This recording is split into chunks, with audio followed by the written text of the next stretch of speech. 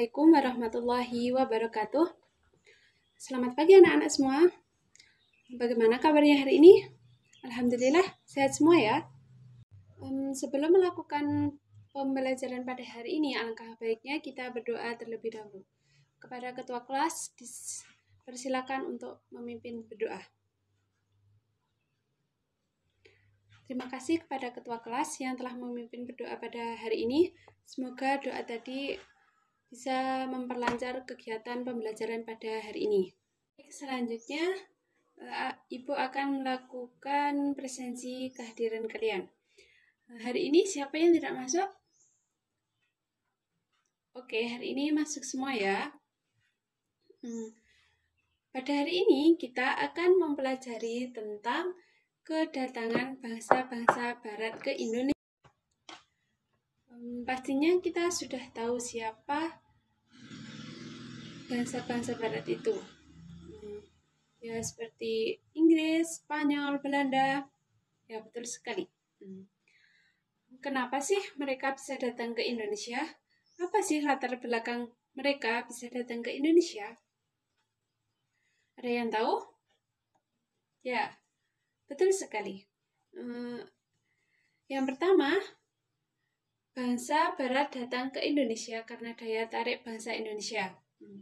Apa sih daya tarik bangsa Indonesia itu? Ada yang tahu? Ya, betul sekali, rempah-rempah.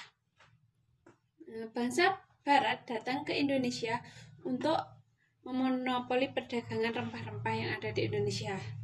Kenapa mereka ingin memonopoli? Karena bangsa-bangsa Eropa pada saat itu membutuhkan rempah-rempah, sehingga mereka datang ke Indonesia.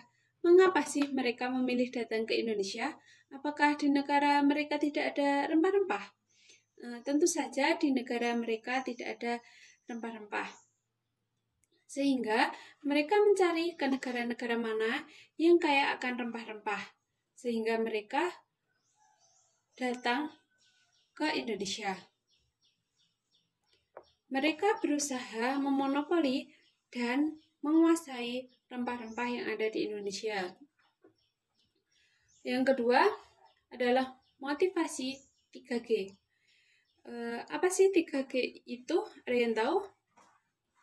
Ya, betul sekali. Gold, glory, dan gospel. Pertama adalah gold, yang artinya bahwa bangsa Barat itu mencari kekayaan yang ada di Indonesia dengan cara menjajah negara-negara di Indonesia dan mengambil kekayaan mereka. Yang kedua, glory, yang artinya mencari kejayaan. Bangsa Barat pernah merasa berjaya pada masa kekaisaran Romawi, sehingga mereka ingin mengingat kembali masa-masa kejayaan tersebut. Dan yang ketiga adalah gospel, yaitu menyebarkan agama Nasrani. Sambil melakukan penjelajahan samudra, mereka juga melakukan penyebaran agama. Contohnya, mereka melakukan penyebaran terutama di Indonesia bagian timur. Selanjutnya adalah revolusi industri. Revolusi industri adalah pergantian atau perubahan secara menyeluruh dalam memproduksi barang dari sebelumnya menggunakan tenaga manusia dan hewan diganti menjadi tenaga mesin. Sampai di sini ada yang ditanyakan? Jika tidak ada yang ditanyakan, kita lanjut ke materi selanjutnya, yaitu proses masuknya bangsa Barat ke Indonesia. Bagaimana sih caranya? Kok bisa bangsa Barat itu masuk ke Indonesia? Bangsa Barat itu bisa masuk ke Indonesia diawali dengan adanya jalur penjelajahan samudra. Yang pertama, diawali dengan kedatangan bangsa Portugis. Bangsa Portugis yang pertama melakukan penjelajahan samudra adalah Bartolomeu Dias pada tahun 1486. Yang kedua, Alfonso de Albuquerque pada tahun 1511 dan Vasco da Gama. Vasco da Gama ini adalah salah satu dari bangsa Portugis yang sampai ke Indonesia. di kerajaan Ternate dan Tidore. Pada awalnya kedatangan mereka disambut dengan baik oleh bangsa Indonesia karena niat mereka untuk berdagang. Tetapi lama-kelamaan mereka melakukan penjelajahan atau kolonialisme di Indonesia. Yang kedua adalah proses kedatangan bangsa Spanyol. Kedatangan bangsa Spanyol ini diawali dengan mereka melakukan penjelajahan ke benua Amerika, kemudian sampai di Filipina, dan kemudian mereka masuk wilayah Indonesia terutama di Maluku Utara.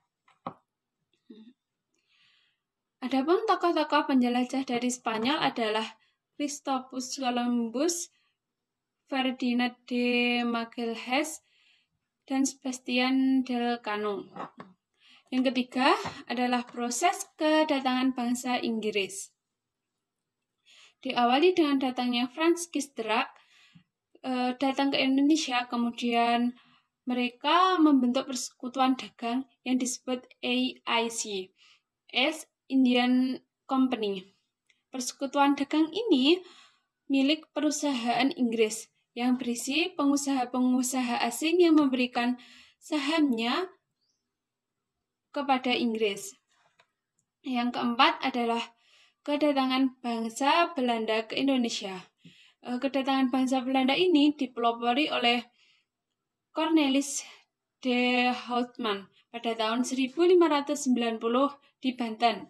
Awalnya kedatangan Cornelis ini disambut baik oleh warga Banten. Namun ketika diketahui keserakan dan ketamakan terhadap rempah-rempah, kemudian rakyat Banten mengusir Cornelis ini untuk kembali ke negara asalnya, yaitu ke negara Belanda. Selanjutnya adalah kedatangan bangsa Belanda kedua, yang diikuti oleh Jacob van Eyck pada tahun 1598. Kedatangannya penuh dengan kehati-hatian dan kewaspadaan, karena tidak ingin peristiwa yang terjadi pada Cornelis menimpa dirinya. Oleh karena itu, dia berbuat sangat baik kepada masyarakat dan masyarakat Banten menerima kehadirannya. Akhirnya, Jacob van Eyck berhasil membawa rempah-rempah dari negara Indonesia. Hal tersebut mengakibatkan kedatangan orang-orang Belanda ke Indonesia untuk mengambil rempah-rempah dan timbullah kolonialisme dan imperialisme bangsa Belanda di Indonesia. Sudah cukup sekian materi pada hari ini.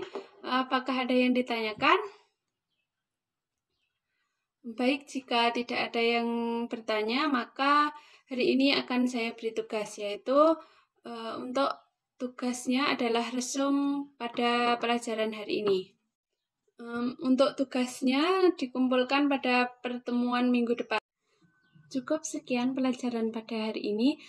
Semoga pelajaran hari ini membawa berkah untuk kita semua. Jangan lupa untuk tugasnya tetap dikerjakan dan jaga kesehatan. Dari saya ada kurang lebihnya, mohon maaf. Wassalamualaikum warahmatullahi wabarakatuh.